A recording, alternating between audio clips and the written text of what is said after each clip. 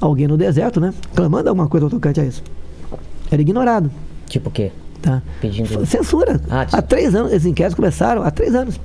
O inquérito não tem participação do Ministério Público, tem que ter. Mais de uma vez, o Ministério Público pediu arquivamento desse inquérito. O ministro não deu bola. Esse ministro continua desmonetizando páginas, derrubando canais, prendendo deputado. Um deputado não pode ser preso, a não ser por flagrante delito. Tá? É crime inafiançável, né? E esse deputado falou um montão de besteira, ninguém duvida disso, mas a pena não é cadeia. Ele cumpriu 8 anos de cadeia. Falou um montão de besteira. Eu xingar você de tudo quanto é coisa para você imaginar. Vamos supor. Tá? Eu tenho que ser punido? Tenho. Mas não pode de forma monocrática. Esse juiz, esse ministro, prendeu e ficou preso 8 meses. E depois foi feito o julgamento desse deputado. Ele pegou 9 anos de cadeia.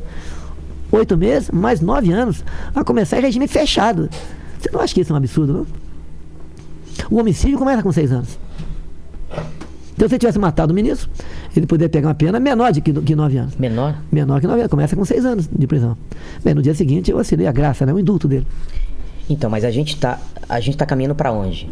Num cenário onde o PT ganha, o Lula ganha, e um cenário onde o senhor ganha. Bem, o retrato... Essa liberdade de expressão, regulação de mídia, que é um assunto que tá sendo bastante discutido.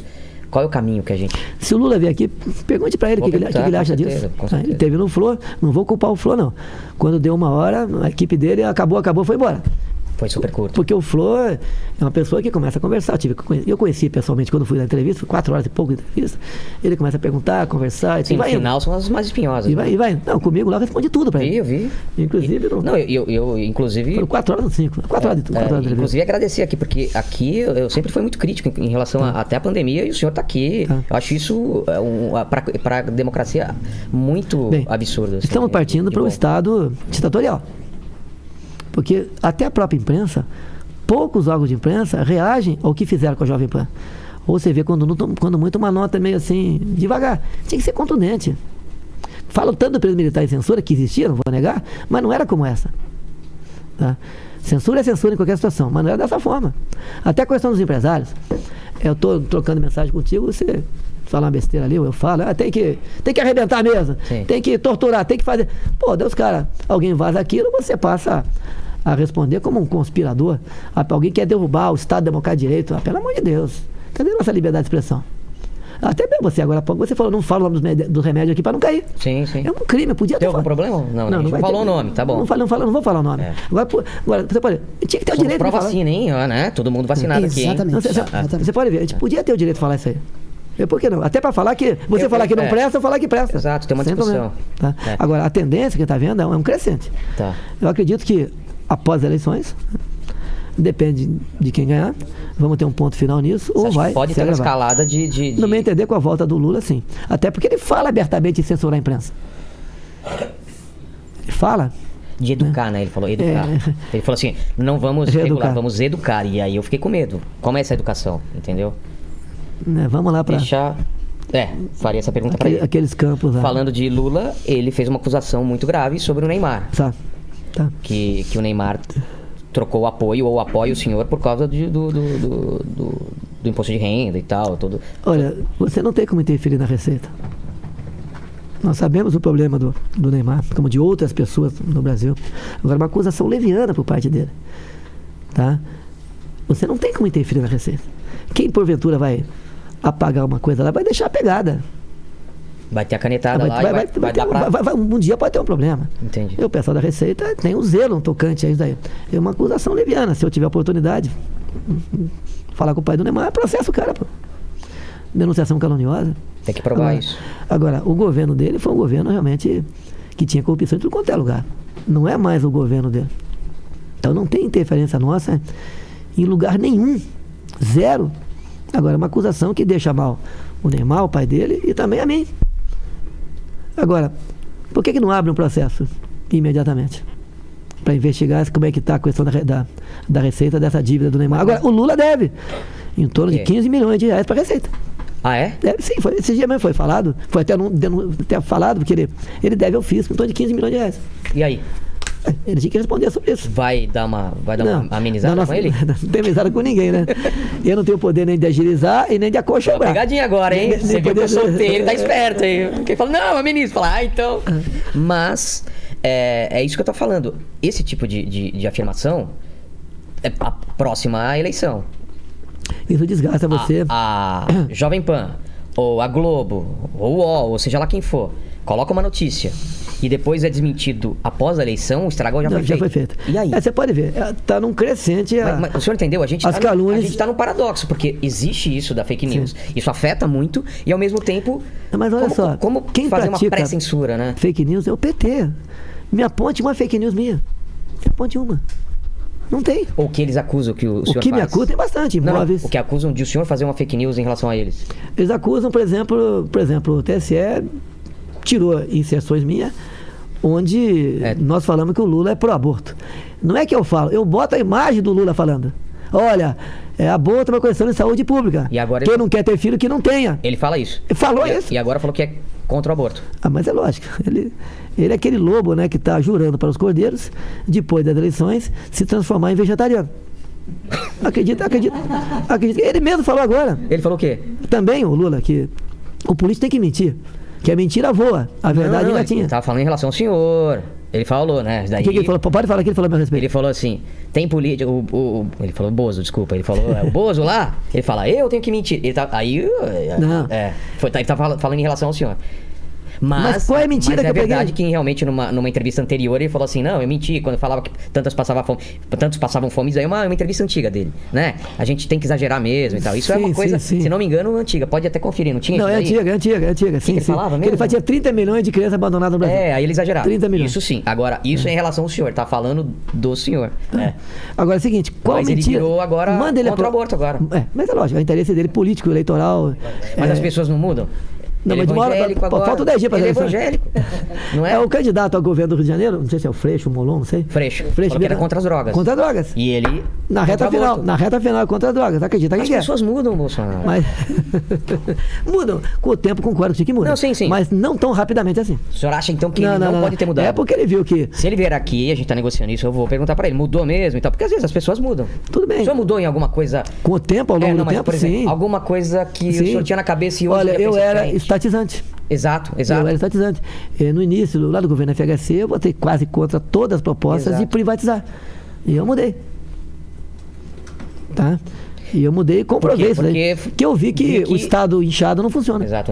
Um Estado gigante. Não funciona. Mas não dá pra privatizar mais? Porque esperavam do senhor também uma privatização maior também. Bom, eu não quero botar a culpa na pandemia, mas atrapalhou bastante a gente. Se não tivesse a pandemia, teria vender estatal não é botar na prateleira. Vamos lá, botar na prateleira. Claro. É uma preparação... Você pode ver, a Eletrobras foi privatizada. Certo. Demorou 2 anos. Correios. Os Correios estão em andamento, mas não... A gente não sabe o que vai acontecer, que depende do parlamento. Grande parte das privatizações passam pelo parlamento. E tem privatização que leva... Por exemplo, a TV Lula não dava para privatizar lá? Você sabia que... Lembra que eu chamava Sim, falei, mas sabe o que nós vimos aqui? Mais de 90% dos funcionários são funcionários de carreira. Você não ia economizar nada com funcionários. O que nós resolvemos fazer? Você pode ver. Vende, assume esse... A nossa TV... Não, o pessoal fica conosco. Ninguém vai querer comprar o passe daquelas pessoas. Ah, é? Não, vai ficar conosco. Você continua pagando o salário? Continua. Então você pode ver. O que nós fizemos na TV oficial? Investimos nela. Tem uma parte hoje, tem TV Libras. Mas não precisava também. O senhor acha que precisa? Você não vai diminuir a despesa.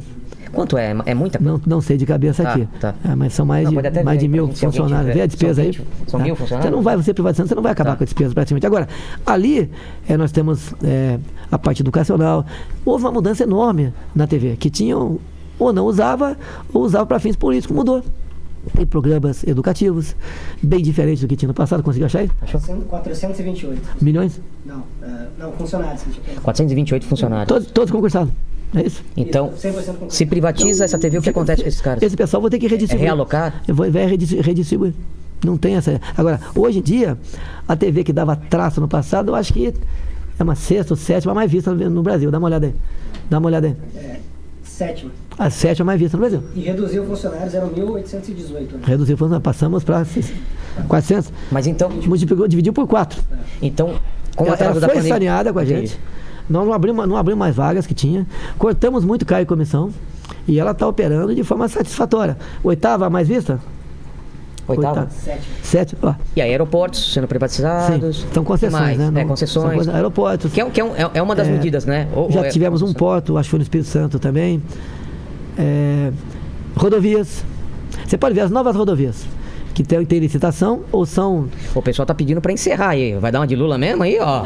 Ele falou do Lula. Quanto tempo a gente tá? Estamos com 2 horas. Dá pra ficar mais? Vamos lá. Continua mais um pouco. Tamo aqui. Até pra ver se tem mais alguma pergunta espinhosa, pra você ficar à vontade aí. Você pode ver. O exemplo simples. Rodovia. Tá. Você tem a concessão, o cara dá por 20, 30, não sei quantos anos. Por exemplo, na gestão Tarcísio, Dutra. Nós não renovamos o contrato. Nós relicitamos e fizemos condições. Permaneceram as 4 praças de pedágio, diminuíram em média 20% o valor do pedágio e nós zeramos para motocicleta. E mais ainda, nessa concessão, nós garantimos a duplicação lá da Rio Santos. Certo. Ela é duplicada do Rio, vai até Mangaratiba e para ali. A gente falou bastante aqui com o Tarcísio. Agora vai de Mangaratiba até Angra dos Reis, vai ser duplicado, está no contrato da concessão, e depois até, eu acho que Caraguatatuba, sei lá, Ubatuba, vamos ter a terceira pista nos locais de sinuosidade ou declividade muito grande, tá? Mas então você pode ver, o pedágio ficou mais barato, 0 para moto e entramos na Rio Santos. Foi um grande negócio. Como eram feitos esses contratos no passado? Como que é? Eu acho que era escondidinho. Se nós prorrogássemos o contrato, seria majorado o pedágio, moto continua a pagar e não teria entrado na Rio Santos. Há uma diferença enorme. O que eu propus agora? Que a gente tem ideia também, né?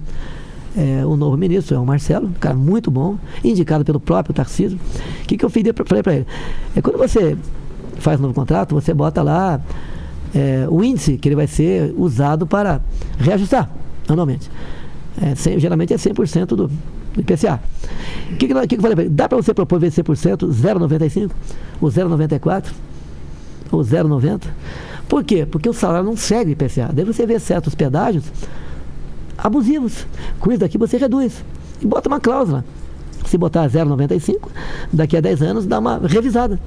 Pode até diminuir mais, ou pode voltar aos 100%. Mas há uma oportunidade de você não ter que reajustar de acordo com a inflação plena todo ano. Ou seja, o Estado passa a ter interesse em ter uma tarifa menor, coisa que há pouco tempo não era assim. Se for investigar a fundo, muitas vezes, certas empresas têm negócios com o respectivo chefe de Estado. Entendi. Eu vou pedir para o Lênin separar algumas perguntas. Fala. Para não ficar fake news aqui, presidente, saiu a prévia, a quinta TV no Brasil. Quinta TV? Olha que maravilha. Só um minuto. 4 privadas. Repete, por favor, que não saiu. Tá, só para não ficar fake news, tinha dito que era a 7ª, né? Globo, Record, SBT, TV Band, e aí vem TV Brasil, já é a quinta. Olha, se está tendo audiência, porque tem coisa boa ali. Nunca assisti, na verdade. Precisamos assistir. Eu também não assisti, eu tenho informações, não deu tempo de assistir. Eu tenho informações. Lá, por exemplo, pintou a TV Libras. Eu não sei se é 1 ou 2 horas por dia. Se você é surdo, você vai ter as informações todas. O cara lá, pô, certo. Tá.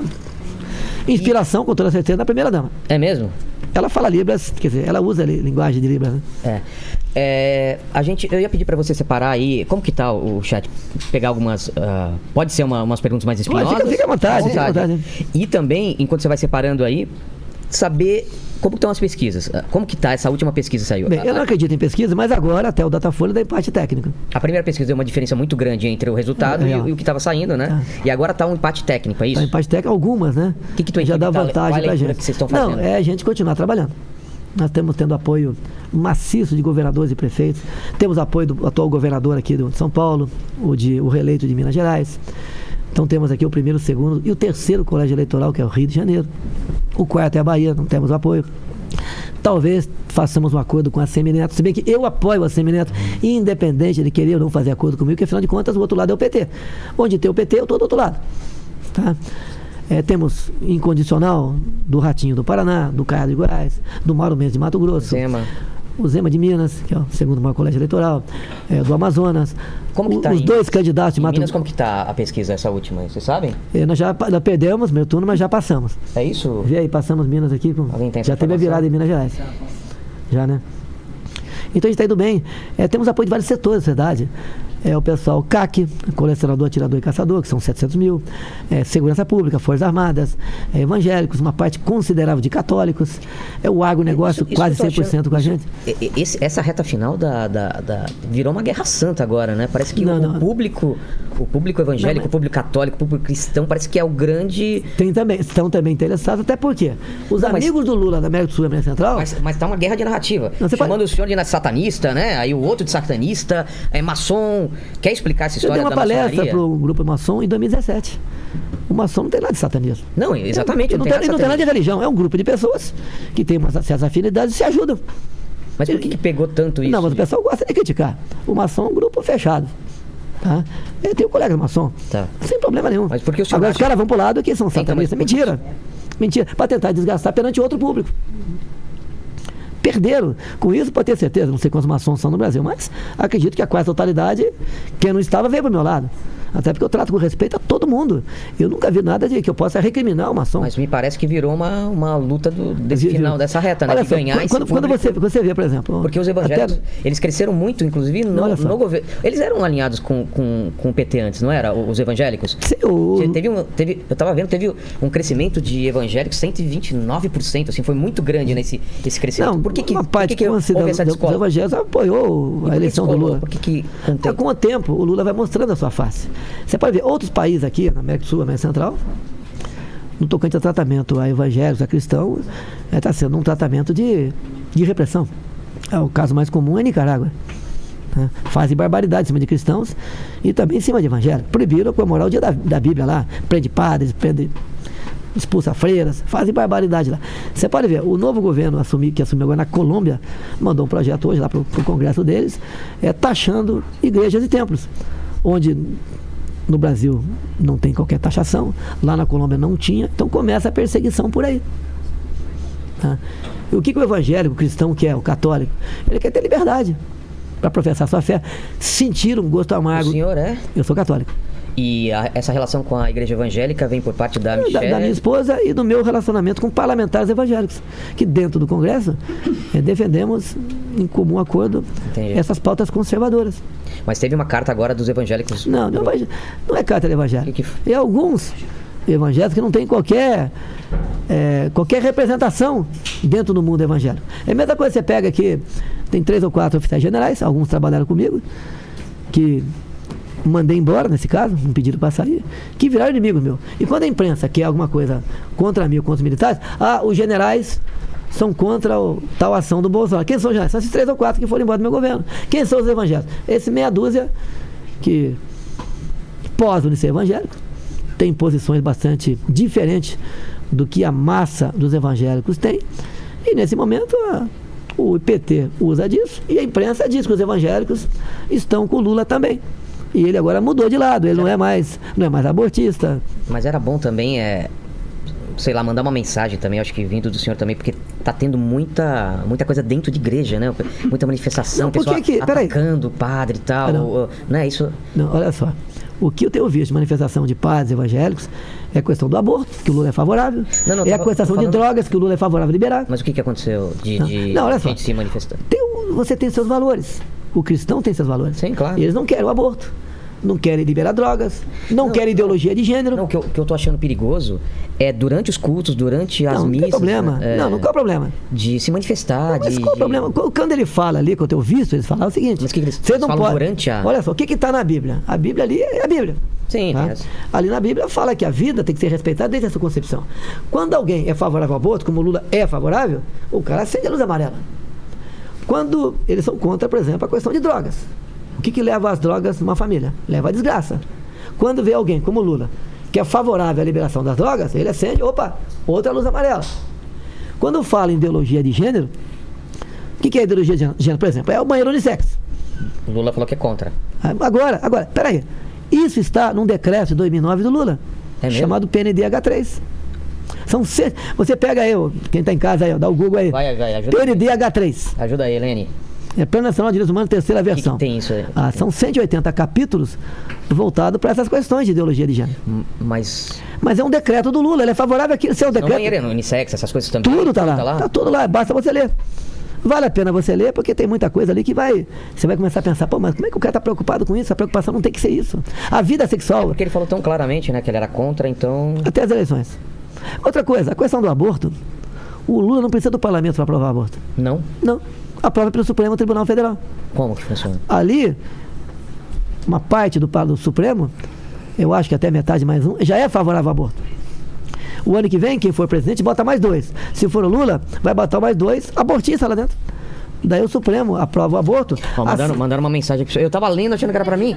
Passam pra mim, eu falei, não tô entendendo nada aqui. Fica à vontade. Enquanto o senhor lê aí... Eu vou ler o que é aqui. Tem um encontro agora com 100 prefeitos. Isso é verdade. Tá atrasado me esperando. Parabéns, você entrou na lista dos 20 maiores lives da história. Do mundo. Do mundo. Do mundo. Tá. E outro assunto aqui... Vamos lá, Lênin. O outro... Ó, tem uma pergunta aqui, eu vou direto já às perguntas mais espinhosas. A última aqui é falando que ele não é imbrochável. Tá? A Michelle mandou aqui. Aí ele não quis ler. O Reginaldo pediu para perguntar para o senhor, presidente, como é que ficou a sua relação com o Sérgio Moro, depois dele ter deixado o ministério, Olha, né? Vamos rapidamente. Conversei com ele. O Moro veio aqui e descascou. Não, tudo bem. Exato. A nova fase. Conversei com o Moro. Temos divergências. Resolvemos deixar de lado as divergências e partimos para o bem comum. Ou seja, o Lula é o pior para ele, para mim e para o Brasil. É o nosso entendimento. Então, não se discute mais passado. É igual, por exemplo, eu sou casado com uma senhora que já tinha uma filha. Certo. Eu não vou discutir como é que veio aquela filha ao mundo. Isso aí é porque ela se apaixonou por alguém, teve uma criança, e quando eu casei sabia que tinha aquela filha. Se eu for discutir a filha dela, você vai acabar teu casamento. A questão do Moro, tivemos divergência, foram deixados para trás, não se discute mais esse assunto, estamos em comum acordo. Ele disse que vai ter uma atuação independente no Senado, vai votar muita coisa que o governo quer achar que tem votado, vai trabalhar lá na questão de combate à corrupção. Então, estamos perfeitamente afinados. Alinhados. Mesmo pensando diferente em algumas coisas. Não. Continua. Isso é normal, claro. Eu sei. Tem casa, de vez em quando, leva uma bronca da mulher. Óbvio. Eu sou um pau mandado. Não sei o senhor, mas eu sou um pau mandado. Eu lancei um novo ditado na praça, né? Manda quem pode, obedece quem tem. Esposa. Exatamente. Vamos lá, Lênin. Senhor presidente. Gente, todo mundo de pé me deixa nervoso aí. Senta aí, galera. Pô. Avisa o prefeito lá que está aqui batendo recorde aqui, pô. Os caras devem estar assistindo aqui também. São quantas pessoas que estão ao vivo agora? São 1.700.000. Caraca. É gente pra caramba. Ó, tem mais uma aqui que faz parte das espinhosas, tá? Eu vou fazer, o pessoal tá pedindo pra perguntar, pra falar a respeito dos comentários que foram pegos essa semana, né? O senhor falou a respeito das garotas venezuelanas. Vamos colocar essa história, porque eu ouvi várias narrativas. Era CNN, aí passou eu um sempre vídeo usei, CNN. pintou um clima, tem clima, sempre usei isso aí. E eu tava lá numa comunidade e vi umas meninas me arrumaram, etc. E pintou um clima. O que é esse pintou um clima? Pintou um clima pra eu conversar com elas. E eu tava com 30 segurança comigo. Eu entrei na casa e comecei a conversar com elas. Tá? O estado difícil delas. Abandonaram seus países. Vêm para cá e ganham uma vida. Não dessa forma, não. Negativo. Porque deu a entender. Porque deu a entender. Não, negativo. Daí o que acontece? É uma vida difícil, não. O que eu disse pra você aqui? O que a esquerda faz? Destruir a reputação. É igual eu fui acusado de ser canibal. Arma? Não, máquina fotográfica. Ah, tá. Não, você não fez assim. Igual não. Mais algum cabelo? Vamos lá, Lênis. Agora tem umas que fala a respeito da diminuição da maioridade penal. Tá. Olha só, eu sempre defendi a redução da maioridade penal. É que o marmanjão, 16, 17 anos, rouba celular, mata gente, comete outros delitos, sabendo da impunidade. E é uma minoria, 0,0 alguma coisa de jovem que anda nesse mundo do crime. Se você reduzir a maioridade penal, essas pessoas vão aprender que fizer maldade, vai ter um preço a pagar. E 99 ponto alguma coisa por cento da molecada, caso queira tirar sua carteira de habilitação, vai consegui-la. Sem problema. A gente evolui. Você pode ver, olha só como nós evoluímos em alguma coisa. Até algum tempo atrás, antes da Constituição de 88, você podia prestar o serviço militar obrigatório com 17 anos. Agora tem que ter 18. Não me entender? Isso é uma involução. E o jovem é responsável com essa idade. Até porque, com o passar do tempo, mais conhecimento o jovem tem. E ele é diferente do jovem do meu tempo. Ele tem mais conhecimento, uma carga de informação maior. E por que não pode ser premiado? Ele ia deixar de ser um infrator ou até um criminoso, dirigindo sem habilitação, é lógico, porque não tem a maioridade para tal, e passa a ter, então, o direito a ter, desde que seja aprovado, obviamente, né, a ter uma carteira de habilitação e dirigir por aí. Um outro assunto que também repercutiu hoje foi o lance da base do governo votar contra a urgência lá do crime, pedofilia ser um crime hediondo. Tem isso? Ah, o Tarcísio tá aí? Ah, Tarcísio, vem aqui. Bota uma cadeira pra ele, pô. Bota uma cadeira aqui pra ele, por favor. Bota uma cadeira aí. Olha só, eu tenho que me informar o que aconteceu, né? Tem... O que esse crime hediondo? Sabe? Dá o contexto. Oportunisticamente para tentar instrumentalizar. Então. Deve ser Só dá o contexto pra gente, então. Bom, eu não sei exatamente a situação, que eu estou acompanhando o presidente também, mas o que eu ouvi, que tentaram instrumentalizar isso oportunisticamente para explorar esse... Para voltar a explorar esse caso da Venezuela. Talvez para explorar isso aí. E aí ficaram falando sozinho. Tá bom. Agora, você pode ver. Aqui, ó. O PT tentou mexer no Código Civil há 10, 15 anos atrás para diminuir a idade do estupro de vulnerável. Olha só como eles são canalhas. Né? Não tem outro... Olha como petista é canalha. Certo. Tá? Hoje em dia, se uma menina de 14 anos para baixo tiver relação sexual com um adulto, isso é estupro, mesmo que ela seja favorável. O PT quis diminuir para 12 anos. Isso chama-se relativização da pedofilia. Fato. Se a gente procurar lá... Então é fato, vai ter fato lá, tá certo? O PT é favorável. Aí você pode ver. Então pesquisem aí. No governo Lula tinha alguém lá no Ministério da Direitos Humanos, uma ministra, uma mulher, que tinha um site cujo título era Humaniza Redes. Esse é o PT. Site Humaniza Redes. O que dizia esse site? Se você encontrar, traduzindo, um marmanjo fazendo sexo com uma criança, ele tem que ser levado para um hospital e não para uma delegacia. Porque ele pode estar sofrendo de transtorno. Esse é o PT. Esse é o PT. O PT, quando fala em ideologia de gênero, por que está ensinando uma criança de 6 anos de idade que ele pode ser, você nasceu lá com apêndice, ele pode ser menino no futuro? Para que botar isso na cabeça da criança? Para que deturpar? Para que levar essa suspeita? Inclusive, se discutiu há pouco tempo um projeto lá na Câmara sobre troca de sexo, onde a deputada do PT, autora desse projeto, ela dizia que a criança podia trocar de sexo independente da vontade dos pais. Esse é o PT. Você pode ver, o PT fez uma onda em cima de mim que eu queria aumentar o número de ministros do Supremo Tribunal Federal. Sim, e aí? O que tem de verdade nisso? Zero verdade. Não tem uma fala minha favorável claramente tocante a isso. Me perguntaram, falei, tudo pode ser estudado. Agora, você vai na Câmara, quando apresentei, agora no último debate, que tem uma proposta de 2013 de uma deputada do PT, Luísa Erundina, onde 40 deputados do PT deram apoiamento à proposta, ou seja, Dilma Rousseff tentou aumentar o número de ministros do Supremo Tribunal Federal, com apoiamento de 40 deputados do PT. E para você apresentar uma PEC, você tem que ter apoiamentos, no mínimo 1/3 de deputados, né? No mínimo 171 deputados, 40 do PT. Eu era deputado, vê lá se a minha assinatura está lá. Não está lá. Então eles sempre usam alguém. Os partidos satélites, eu acho que a Erundina estava no PSB nessa época, né? Mas é satélite, PSOL, PCdoB, tudo é satélite do PT, para apresentar a proposta. Eles dão um apoiamento e se der problema, não foi eu que apresentei. Mas 40 deputados do PT assinaram a proposta para aumentar em mais 4 o número de ministros do Supremo Tribunal Federal. Então o pessoal me massacra a mim. Esse é o PT. E esse cara que diz que agora não sou mais, eu agora não sou mais defensor das drogas, eu agora não sou mais abortista, né? Essa história toda é questão de ocasião. Chega ao governo, faz completamente diferente. O próprio Lula tem vídeo do Lula falando. Vídeo dele. Nós nos elegemos falando que ia fazer uma coisa e quando assumimos, fizemos completamente diferente. Essas são as palavras do Lula. Esse é o PT, que não tem um norte. É um partido que faz qualquer coisa pelo poder, como a própria Dilma disse. Faço acordo, segundo ela, com o diabo para ganhar as eleições. É isso. Agradecer demais aqui a presença do senhor. Fala alguma coisa, Tarcísio. Fala alguma coisa, exatamente. Fala boa noite, não acabou ainda não, viu? Boa noite. Boa noite. Tá até com, o que é? Pingo de chuva aqui? Não, tá chovendo. Tá chovendo lá fora? Então, tô procurando meu martelo aqui. Cadê o martelo dele? Deixa o martelo só o outro doutor? Martelo, né? É doutor ou doutor? Então, fala, Lene, mais alguma pergunta? Não, aqui foi. Foi? Não foi. Impossível ter ido assim. Tem vários temas que, assim, que rachadinha, Queiroz, essas coisas, pode dar um resumo? Morreram o processo todo.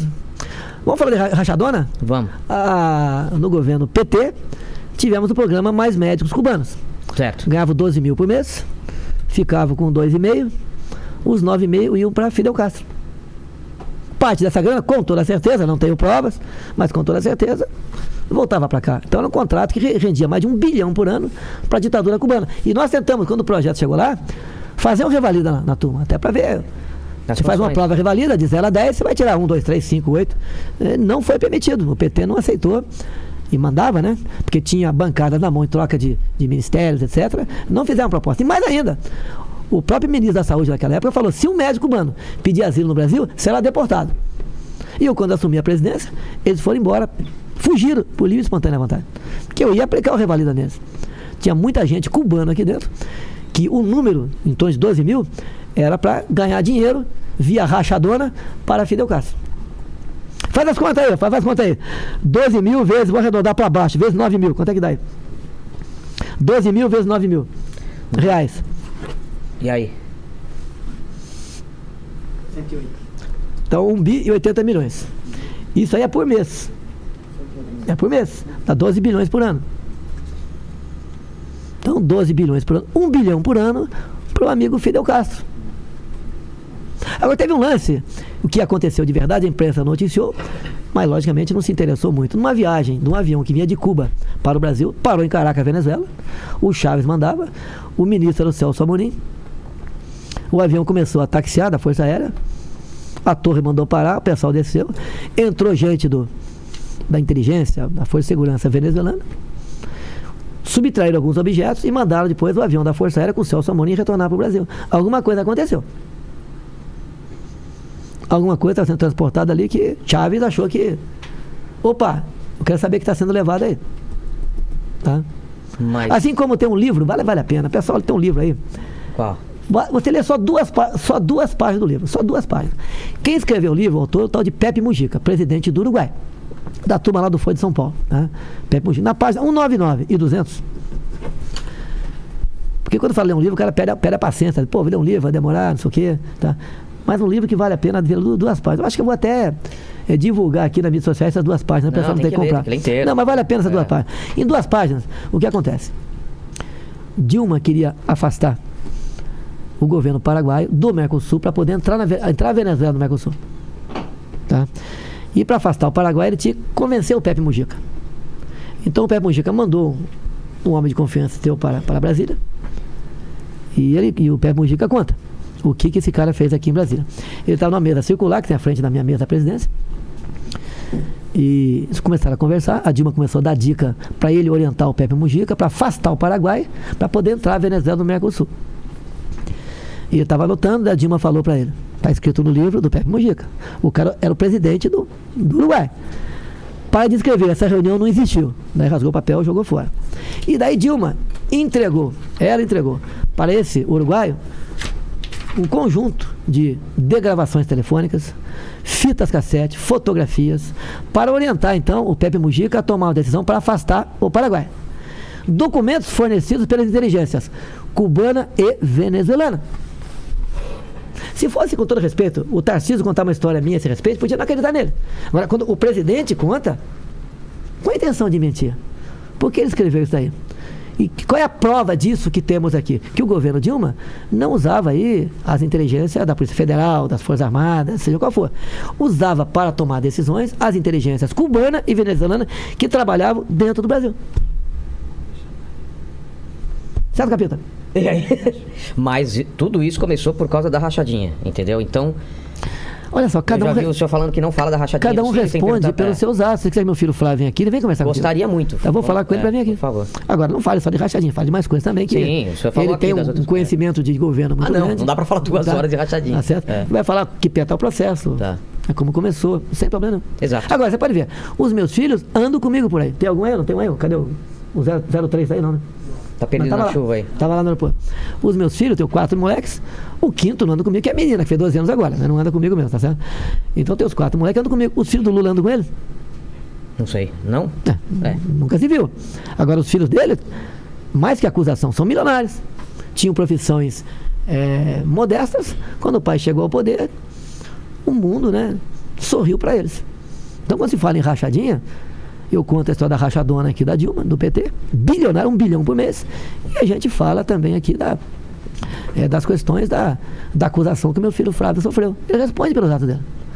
Agora, é porrada o ano todo em cima da gente. Não sei se o senhor soube, nesse programa aqui, os irmãos Weintraub afirmaram que o senhor sabia antes que iam ser iniciadas as ações da polícia e tal. A Polícia Federal nunca investigou meus filhos, nem a mim. Nunca investigou, meus filhos, a Polícia Federal. É uma questão do Ministério Público de lá. Weintraub subiu na cabeça dele. Você pode ver, vamos lá. Chegou a ver Jamais eu vou atacar o Weintraub, né?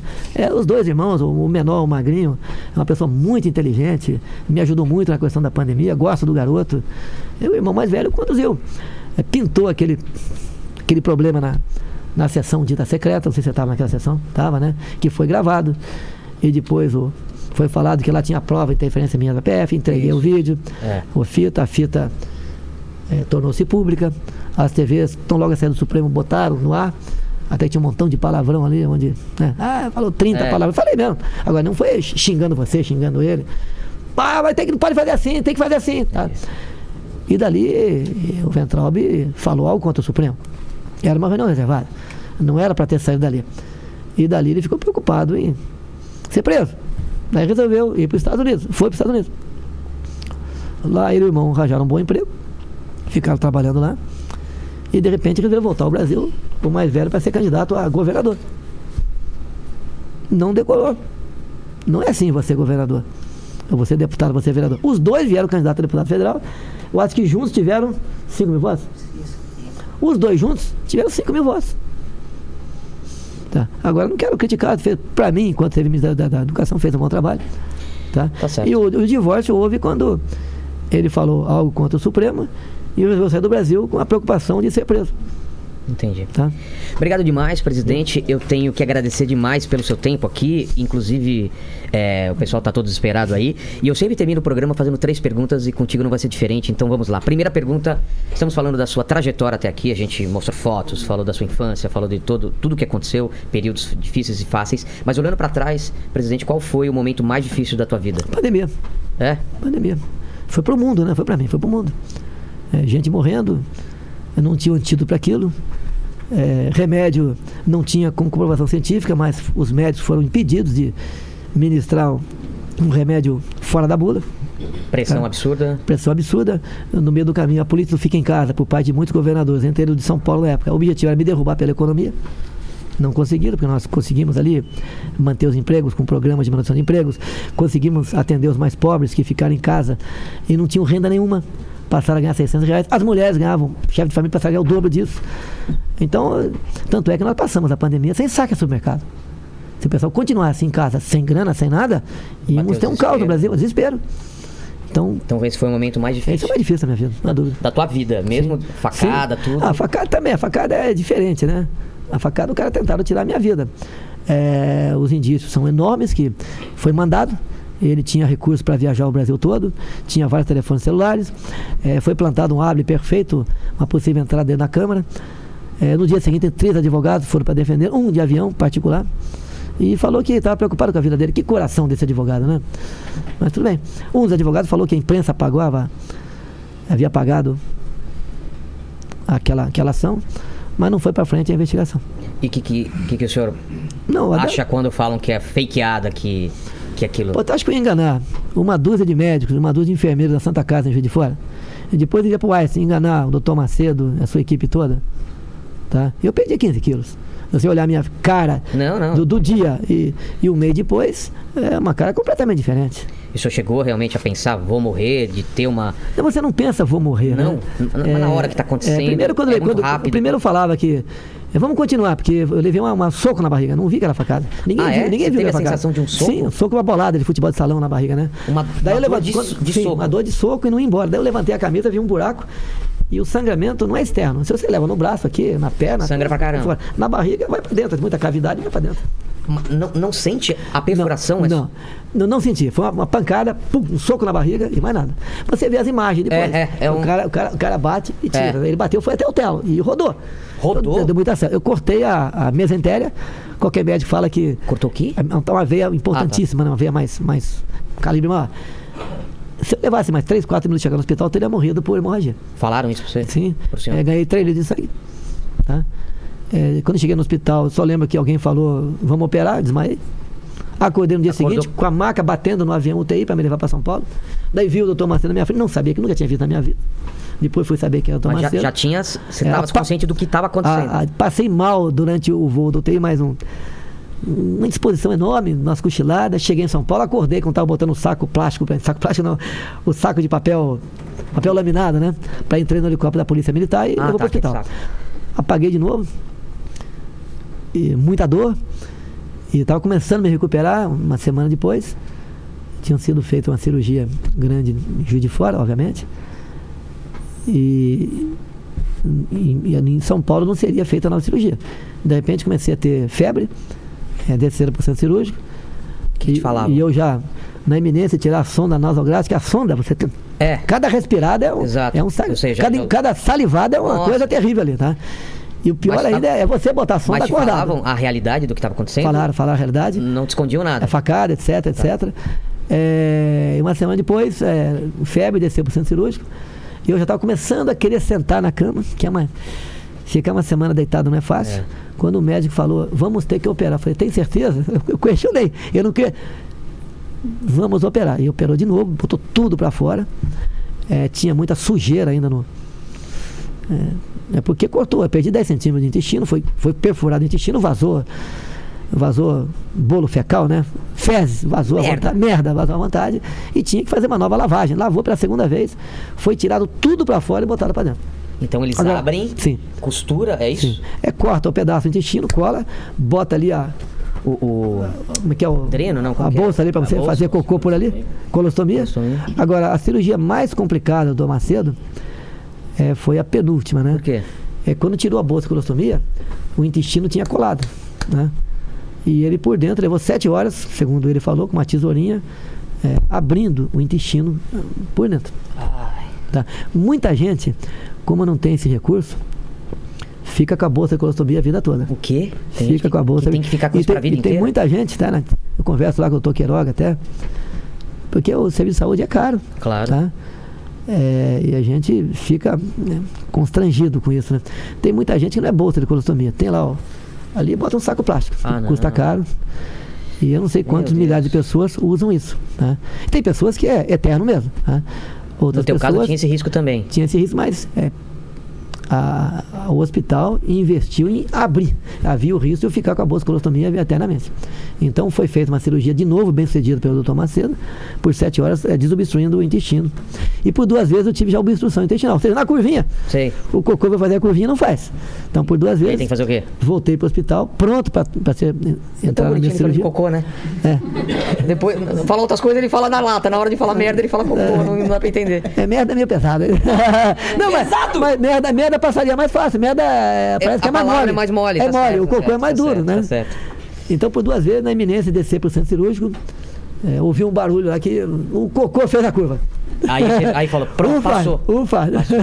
Segunda pergunta é o seguinte: iremos morrer um dia, espero que demore muito tempo, mas esse vídeo vai ficar para sempre para a internet, ainda mais por ser um vídeo histórico, né? Então, pro pessoal que voltar daqui 348 anos e querer saber quais seriam as últimas palavras de Jair Bolsonaro, seu epitáfio, frase de túmulo. Não tenha medo da morte viva.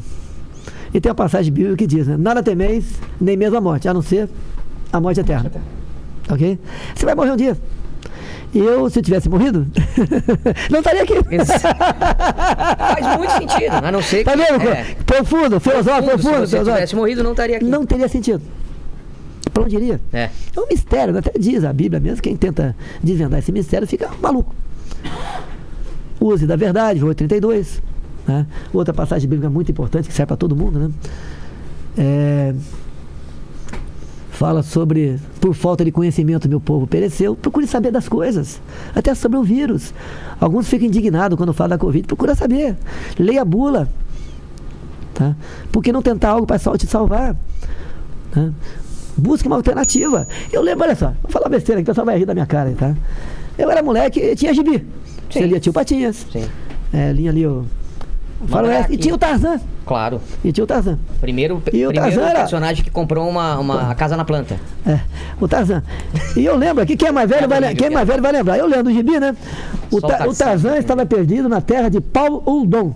Paul Udon.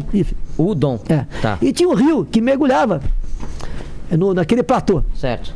E eu não sei como o Tarzan chegou lá, mas estava perdido. Ele tinha que se encontrar com a Jane. Estava condenado a viver na mão a vida toda, coitada, né?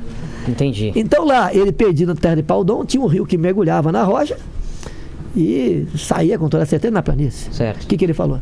Bem, eu aqui em cima vou acabar morrendo. Eu acho que foi um pterodáctilo que soltou ele em cima, ele ficou lá em cima. Pterodáctilo. Pterodáctilo. Tá. Pterodáctilo, Algo isso? parecido com isso aí. Então ele se safou do pterodáctilo, ficou em cima do platô e não tinha como descer. Só tinha aquele rio. E dado momento ele falou, olha, se eu ficar aqui, eu vou morrer. Eu vou tentar. Inspirou e mergulhou. E saiu lá embaixo na planície e se encontrou com a Jane novamente e foi ser feliz. Aquilo ficou na minha cabeça. Sério mesmo? Certos momentos. Você lembra até hoje? Lembro. Certas coisas você tem que decidir. Porque se você não decidir, é igual aquela história, né? Os outros decidem. Quem luta pode perder, quem não luta já perdeu. Então certos ensinamentos. De gibi ficou ensinamento em mim. Tarzan na terra de outro, Paulo. tem outro ensinamento de gibi. Olha, o que você não faz pela sua Jane, hein? Minha Jane, eu faço tudo. Tem outro ensinamento de gibi que é do Homem-Aranha, que é muito importante. Eu sei. Grandes poderes, grandes responsabilidades. Sim. O senhor tem uma grande responsabilidade, acho que já percebeu isso. E eu espero muito mesmo, pelo que foi falado aqui, de seu arrependimento de algumas frases, que tenha, se houver esse segundo mandato, de tomar mais cuidado. Te melhora, por incrível que pareça. Sabe por quê? Um tijolo porque atrapalha muito, né? Eu imagino, o pessoal deve ficar todo desesperado. Ih, ele falou mais alguma coisa. Ver, eu falo muito pouco com a imprensa, até mais de ano. É, vai diminuindo. E quando faz aquela pergunta que é pra maldade, pegadinha. Cala a boca, sai fora, dá vontade de responder. Não, vai lá pra ponta da praia. Lembra do cocô, em vez de merda? Cocô, E sai fora. É isso. Fora. É isso. E a terceira pergunta pra gente encerrar aqui. Tinha acabado já. Não, essa é. Vou levar toda a tua jujuba embora. Pode levar. E a terceira pergunta, se o... Vai pro Tarcísio, a terceira. Ele respondeu. Todo mundo que vem aqui responde as 3 perguntas. E a terceira pergunta, se o senhor tem alguma dúvida na vida, algum questionamento? Olha como é fácil essa pergunta. Algum questionamento? Não. Alguma coisa que tinha ou tem, alguma coisa que fica na tua cabeça e não tem resposta ainda? Vou ter que pensar muito aqui. Eu busco alternativa, saída, estudo, corro atrás. Deixa uma pergunta então pro pessoal que vai votar, pro pessoal que tá em casa. Quem não vota, outro vai decidir por você. Então, vote. Câmera lá. Vote em mim ou no cara do lado de lá, né? Mas vote, pô. Não se omita. Não aperte lá o nulo, a abstenção. Vote, pô. E outra, você tem condição hoje em dia de botar aí a vida pregressa do Lula nos seus 4 anos de governo, que seja, com os 4 mil, compare. Censura a mídia, questões, pautas econômicas, corrupção, família. Palavrão, ele fala mais palavrão do que eu. Tem gente que não quer votar em mim porque eu falo palavrão. Se bem que eu já parei bastante, né? Mas o Lula fala mais palavrão do que eu. Ele se referiu a uma ministra uma vez, não sei o que lá, cabelo duro, não sei o que lá, tá? Grelo. É isso? Falou que uma cidade lá do Rio Grande do Sul exportava não sei o que, jacaré, pô, né? Jacaré? Exportava jacaré. Que conversa maluca. Não votar em mim por causa de alguns palavrões. Desculpa, lamento. Não posso fazer nada. Não dá pra eu desfazer, né? Desfalar. Eu sei que não existe isso. Mas eu tenho melhorado. Mas dá pra fazer isso. Tem melhorado. Você sabe da responsabilidade. Sei que muitas pessoas ficam incomodadas com isso, né? Mas o apelo que eu faço, pelo amor de Deus, vote um ou outro, mas vote. Vai lá e vota. Não fique em casa. Fica em casa, não deu certo na pandemia e não vai dar certo agora também. País aí, como Argentina, Chile, Colômbia, a abstenção decidiu as eleições. E decidiu para um lado diferente do que estava no poder. Você quer mudar. Bacana. Mas isso é uma coisa que o senhor ou o Lula vai ter o mesmo problema. Como está apertada a eleição, a soma do outro candidato mais nulo e tal vai dar mais do que de quem ganhou. Então, ou o senhor ou o Lula vai governar por uma maioria que não votou em você. Isso é um desafio. A governabilidade que tem a ver com o parlamento já está decidido. Hoje em dia, mas só entendeu essa missão, né? Eu tive poucos atritos com o parlamento. Agora não vou ter atrito quase nenhum. Porque só no meu partido foram 99, que pensam muito parecido. Mas eu tô falando mais da população. Vai ter mais gente que não votou no senhor, se o senhor ganhar. São 32 milhões, né? De abstenção. Ou mais gente que... Não, no Lula também, mesmo que ele ganhar, vai ter mais gente. Entendi. Somando com o outro lado, tem razão. Quem assumir vai ter que conversar com esse pessoal que não votou. Vão ser mais 4 horas de inferno, independente de quem ganhar. Não. Comigo vai ser mais tranquilo. Não, tô falando Não, olha só. De a oposição. Por exemplo, olha só. O que é outro lado da esquerda? O cara vai perseguir... já encerrei, ele tá falando. O cara vai perseguir gays. Eu persegui algum gay? Tinha alguma lei para perseguir gay? O número de mortes de gay aumentou ou diminuiu no meu governo? Diminuiu. Ele não gosta de nordestino. Mentira. A minha esposa é filha de um cabra da peste do Ceará. Ele não gosta de negros. O meu sogro é o Paulo Negão. É uma mistura de negro, índio, não sei o que lá, um montão de coisa. Um dos melhores amigos meus é o Hélio e tantos outros. Não tá aqui uma medalhinha do pacificador com palma. Eu ganhei uma medalhinha do pacificador com palma do Exército, acho que era 5 anos, sai 2 medalhinhas dessa, né? Ganha medalha Muito quem? raro. É muito raro. É quem arriscou tua vida pra salvar a vida. Terceiro, eu tirei o negão do fundo da lagoa. Salvou. Salvei o negão, tá morrendo afogado. A lagoa devia ter 2 metros de profundidade. Água doce, diferente de água salgada. A segunda mergulhada, tirei o negão fora d'água. Se eu sou racista, deixa o negão morrer afogado. Então, essas narrativas que te rotulam daquilo. O PT não tem, como eles não têm virtude, não têm obras, ele tem que atacar os outros. O que o Lula não fala? Eu fiz a transposição de São Francisco. Por que não fala? Não fez. Sumiu com a grana e deixou pela metade. Eu dei um bom Bolsa Família para os meus irmãos nordestinos. Não deu. O meu Auxílio Brasil é 3 vezes maior do que o Bolsa Família. E é definitivo, daí fico mentindo. Se você votar no Bolsonaro, ele vai acabar com o Auxílio Brasil. Mentira. Quando nós votamos a diminuição da gasolina, por exemplo, diesel, telefone, energia elétrica, etc., no Senado, todos os senadores do PT votaram contra. Esse é o PT. Ele quer o bem do pobre, ele quer ajudar o pobre, ele quer o pobre dependente dele, para ele usar no momento que interessa, como eleições. Bota um terror durante a campanha, o PT botou terror na minha campanha lá atrás, em 2018, que eu ia acabar com o seguro-defesa. Muita gente, muito pescador não votou em mim que o Bolsonaro vai acabar com o seguro-defesa. Eu não só não acabei, como botei no seguro-defesa as marisqueiras, aquelas mulheres que vivem catando caranguejo no mangue. Tá? Ele vai perseguir gays. Você tá vivo? De graça? Algum gay morreu por minha causa? Nossa, tomei essa de Perdeu graça. algum direito por minha causa? O número de mortes de gay diminuiu ou aumentou no meu governo? Diminuiu. Se tivesse aumentado, tá levando pra casa. Então eles acusam você, mentem como mentira hoje. Tá o Janone falando que o ano que vem o Bolsonaro vai diminuir o salário família e a pensão. Paulo Guedes teve que desmentir. Nós vamos dar aumento real. E também dar aumento real para o servidor público. Eles fazem isso. Primeiro que não tem nem como diminuir. Se eu tivesse poder, né? Só se o parlamento votasse a diminuição de pensão. Ninguém vai ser maluco e votar uma coisa dessa. Loucura. Mas os caras falam, tem gente que acredita. Falaram também do Collor, da União... Também, que eu ia botar o Collor como ministro da Previdência para caçar a aposentadoria dos velhinhos. Covardia, pô. Covardia. Não está previsto o Collor ser meu ministro. Todos vão continuar, a não sei que alguém queira sair. O Tarcísio vai sair, por exemplo. Manter o Marcelano se ele quiser. Se quiser, porque não é fácil a vida de ministro. Ele faz um grande trabalho lá. Cria a tua. Não, ser ministro com Bolsonaro eu digo que é fácil. agora vocês vão... Nossa, agora... Vai pintar um clima aqui. Vai acabar agora. Levanta as letras, só com uma musiquinha de violino. Vocês se abraçam e falam, nossa, meu amigo, você é meu amigo, que bom. Isso aqui. Mas é verdade. Final feliz. É verdade. É verdade. Então finaliza você, então. Eu tô falando senhor pra ele, você que já veio aqui. Finaliza aí, agradecer a todo mundo por essa live. Reforçando mais uma vez, né, Lene, que a gente tem conversado há muito tempo com o Lula hoje, inclusive. Surgiu a possibilidade de ele vir aqui domingo. Estamos abertos pra qualquer... Aqui é democrático, a gente falou com todo mundo, de Erundina, Marina Silva e todo mundo. É só ver quem veio aqui.